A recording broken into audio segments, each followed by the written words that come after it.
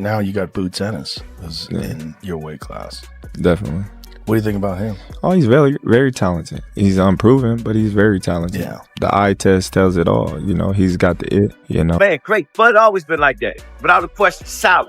You know what I'm saying? Solid. You think there's anything left for him, coach, or is it time for Bud to move on? Or I'm trying to figure out who he gonna fight next. 160, you can see him fight going I wouldn't do nothing crazy. He looked at excellent.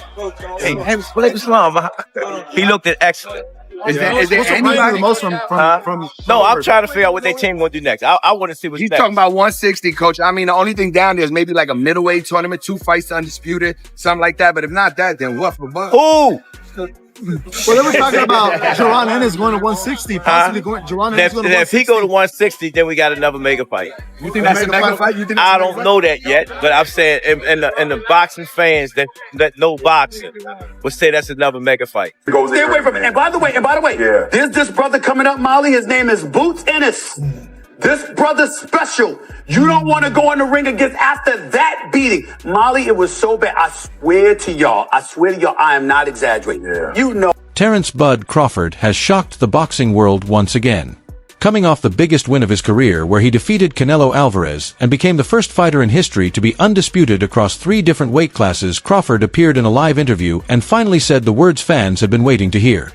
About fighting not being there spiritually, mentally, you think that might have affected Canelo, or that was just a skill difference was too wide? I do think he was a little mentally tired. He's been at that level for a long time. Right. He saw 11 fights in 4 years. That's a lot. Timing was perfect for Crawford. Yeah. He said it himself at the press conference. He said timing was everything. Perfect timing, everything. That's right. His whole career was on timing. He was mentally tired, but you got to give Crawford his credit, man. To keep your mind that mentally fresh and sharp and go out there and perform like that, that's a win itself. Not even just beating your opponent, for your mind to be that fresh, come fight next. It's the reason. How are you feeling to be Chris Eubank's trainer, first of all? It feels good, man. You know what I'm saying? I've been this trainer before, so. Yeah, it's good. It's a no-brainer. Of course. Congratulations on the win. What's your first reactions to Crawford's victory? One of the greats of this era, right? Oh, definitely that. You know that. What do you want to see him do now? What I want to do now? What do you want to see Crawford do next? Just do what he at this point now in his career where he could do whatever he wanted to do. Who would you like to see him fight? Any names? Is there any names in particular you'd like to see? It doesn't matter. What about Canelo? Would you like to see him retire? I don't. Canelo's not my responsibility. Okay. He says he is ready to fight Jaron Boots Ennis, and that is a big statement. Boots is known as one of the most avoided fighters in boxing and also one of the most dangerous young champions today. Now the man many already call the greatest is setting his sights on Boots Ennis as the next challenge. This matchup could mark a new era changing hands, or show 2 generations colliding, or become the moment where Crawford proves he cannot be beaten. Let us look at what this really means. Terence Crawford did more than beat Canelo Alvarez. He completely changed the boxing landscape. Before the bout, most people doubted him.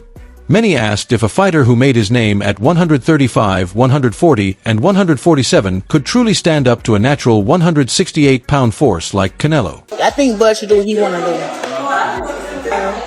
Are you going to the Crawford parade on Saturday? I believe I am going. Yes, I believe that I am going. I have to look at my schedule and stuff. But Crawford did more than just make it through the fight. He took full control. Over 12 rounds, he used skill and intelligence to beat Canelo clearly and confidently, and walked away with a convincing win that left no doubt about his dominance. Keep up with him. He was too fast. His feet, footwork was too good. Do you think the scores was right on, or do you think maybe it was a little more towards Bud? What was the scorecards? 115, 113, 116, 112. Yeah, that's about right. Yeah? I feel like Bud damn near basically won every round, so. Yeah. But yeah, that's about right. You can say that. Now, with this accomplishment, Keyshawn, is he on the Mount Rushmore of Hell boxers? Yeah. Yes. Yeah. Yeah? 3-time undisputed. He just beat Canelo. Yeah. The face of boxing, so now you can say Bud is the face of boxing. Greatest of all time, or? Greatest of all time. Yeah. I don't feel like it can never be one great, but he definitely one of the greatest of all time for sure. Gave him more than Canelo undisputed title. It locked in his place as the top pound-for-pound fighter on the planet. There are no excuses and no arguments left. Crawford has proven he is the standard everyone else is chasing. Hashtag comma. A virtuoso fight. Terence never let Canelo get into a rhythm. Terence never allowed Canelo to get anything going, and I didn't think he could do it for 12 rounds. I thought that the first 3 or 4 rounds were going to be difficult for Canelo for that reason, but Terence was able to do it for 12 rounds, and in the later part of the fight, he kind of pushed the fight more than I think people expected, which is the mark of a superstar, man. That fight, the talk was no longer about how good he is, but about where he ranks in history. People began asking if he might be the greatest ever. And when a fighter reaches that level, everyone aims for them next. Against Jaron Ennis, for me, he's the best fight in American boxing. But it needs to be a payday for Crawford that would get him interested, because Crawford knows how good Boots is. And I'm not saying that Crawford thinks he's going to lose to Boots, but he knows that is a real fight. But for me, Boots is the new Crawford. We've just got to go out and get the fights. Jaron Boots Ennis has been watching Crawford for a long time. He is undefeated with 34 wins and 30 knockouts. At welterweight, he has been so feared that other fighters have openly said they want no part of him. Boots brings speed, power, and a ruthless style inside the ring. At only 27 years old, he is right in the middle of his prime and growing more dangerous with every fight. Ennis with Crawford, but Ennis always says he's got a completely different style, and the only similarity is they both switch. Do you agree with that? I 100% agree with that. Me personally, I think that Terence Crawford boxes a hell of a lot more in the moment, phenomenal fighter in the moment, and I think Ennis is a lot more.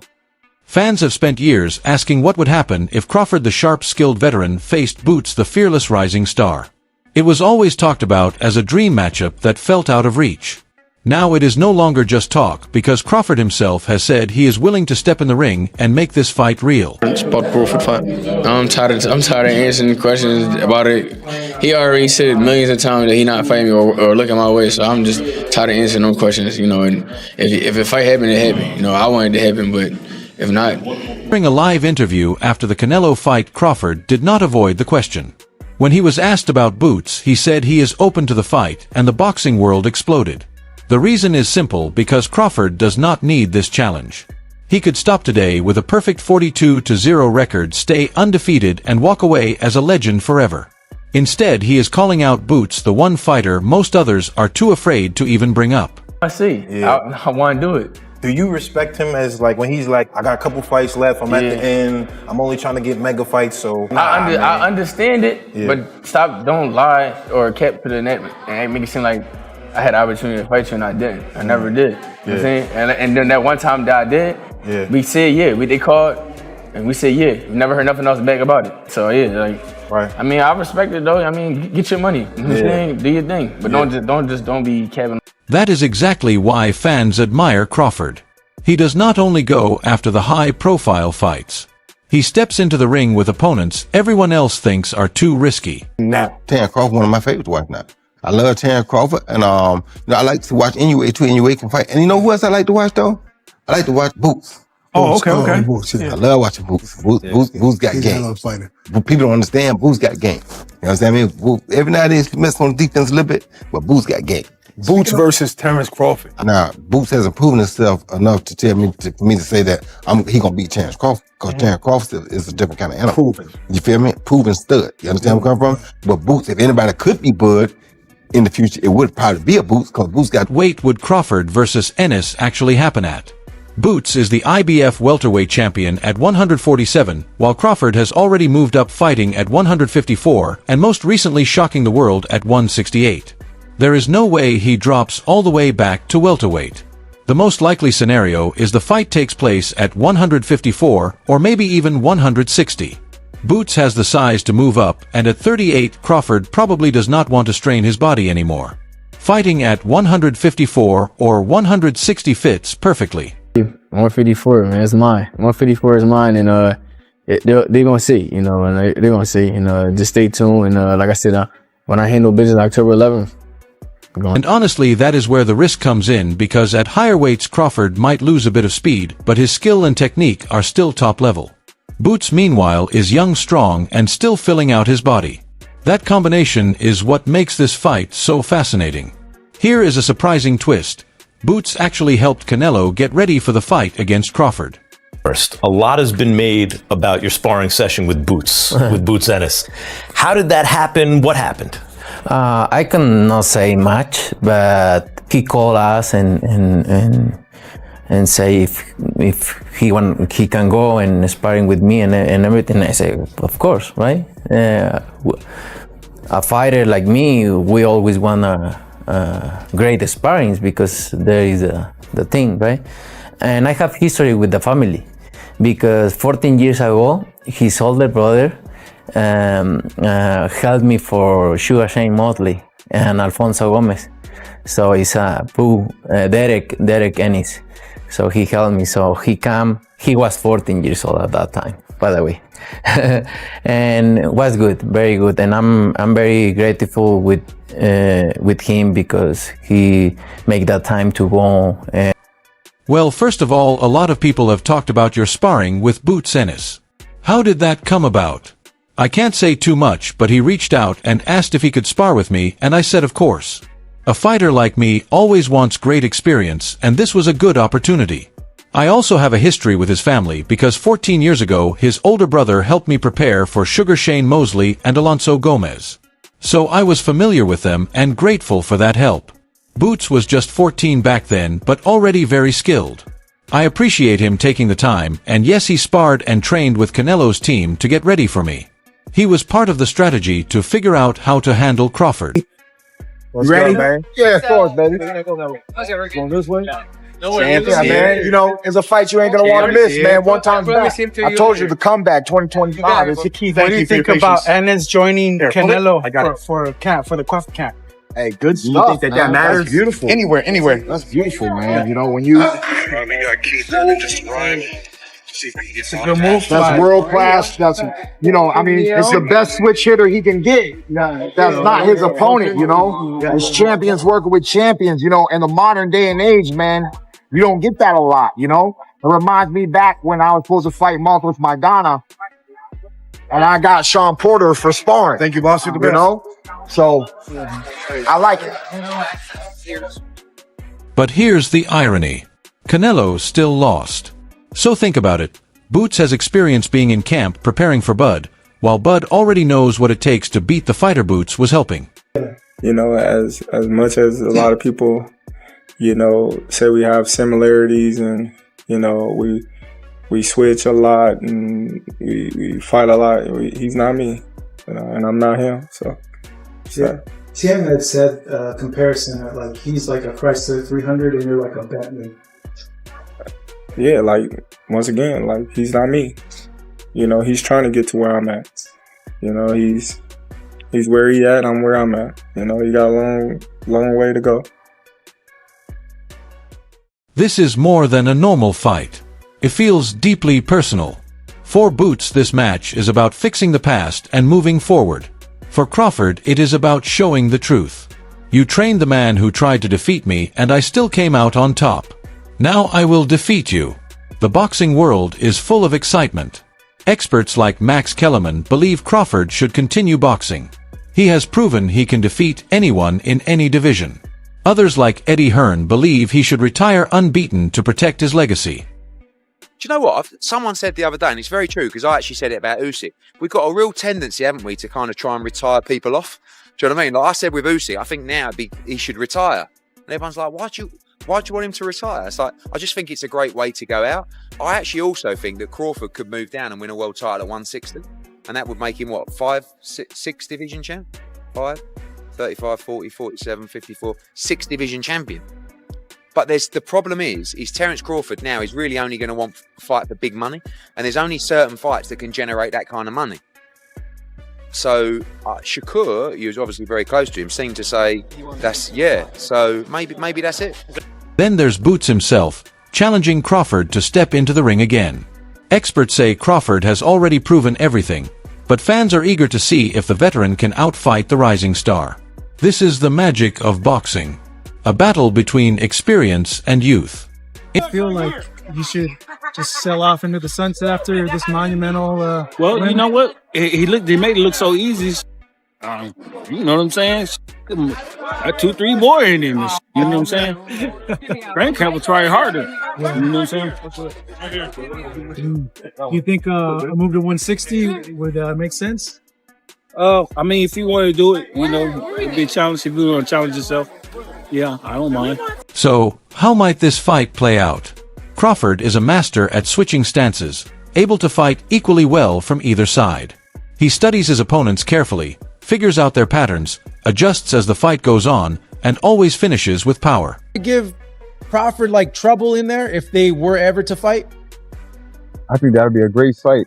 You know, the young hungry lion versus the legend. That would be a hell of a fight. Maybe 160. If it's a vacant title at 160, I think that they can make that happen for sure. I think it just has to make sense for both parties. You know what I mean? Yeah, I think if there's a vacant belt, Crawford's gonna want to be 6th division champion, and then he'll make Ennis move up to 160. I think they could do it at 160. Boots is fast, powerful, and full of surprises. He attacks from odd angles, packs knockout power in both hands, and can close distance on anyone. Crawford's advantage comes from his experience, smart tactics, and calm under pressure. Boots' strength is his youth, energy, and drive. A fight between them would be pure excitement. But the key question remains, is Crawford past his prime? At 38, most fighters have either retired or lost their best edge. I wouldn't be mad if I never see Terence fight again. The way he performed, getting ready to be 38, I think, in a few days. Man, what better way to go out? What better way to tell the game goodbye? What better way? Who you gonna fight? I was arguing with Max on the way to the venue about Boots Ennis. Nah, we don't go fight Canelo and then go back and fight Boots Ennis. I saw a report today. Somebody was talking about him going up to light heavyweight. Nah, we don't go up to light heavyweight. We just went up 3 weight classes since the Spence fight and 2 weight classes since the Madrimov fight, my last fight. This is the perfect send-off, Roy. Yep. In my opinion. It's the perfect send-off. Crawford is not like most fighters. He stays sharp-focused and disciplined, and he just beat Canelo, who was once the pound-for-pound leader. Even so, time always catches everyone. If Boots is ever going to defeat Crawford, this is the window. That is why fans are split. Some think Crawford will put on a flawless performance, while others believe Boots will be the one to end his run. Make no mistake, if this fight happens, it is massive. It is the clash between the old era and the new. The unbeaten legend against the hungry rising force. One man chasing all-time greatness and the other chasing his first career-defining victory. If Crawford wins, his place as the best of his generation is locked in with no argument. If Boots wins, he takes the throne and becomes the new face of boxing instantly. Either result is a win for the sport. Period. This is where things get even more interesting. After beating Canelo, Crawford spoke about possibly retiring and said he needed time with his team to think it through. Eddie Hearn and other voices pushed him to walk away, now keep the perfect record and leave as the ultimate great. But the fact that Crawford is even considering a fight with Boots proves he is not done yet. The fire is still there, and maybe he wants one last generational win before stepping away. Some fans want to see Crawford face David Benavidez at 168 in another huge matchup, but his camp has already shut that down. For now, the plan is to stay where they are, recover fully, and only accept the right challenges moving forward. Would you ever entertain a fight with the Mexican monster David Benavidez? But you want Canelo. But you want Canelo. You gotta understand, like. But I gotta ask you, bro, because I can't, My thing is, Benavidez is a big dude. Yeah. You know what I mean? Not to say I won't fight him. I fought his brother. You know what I mean? His brother was big when I fought him. But, you know what I mean? Benavidez is a big dude. The only reason why I entertain Canelo is because he's not a big dude. Like, he might be thick, you know what I mean? But he's not a big dude. You know what I mean? Like, Benavidez is like 6 foot something. You know what I mean? Then he gonna come in 190, 200 probably. You know what I mean? Like, you never know. Like, that's a big dude. Like, you know what I mean? And he's skilled, man. You know what I mean? So it's like, you know, I might as well go to heavyweight if I fight Benavidez. Yeah. So what you're saying is like, because I thought that at one point when Volkanovski was champion, I had retired.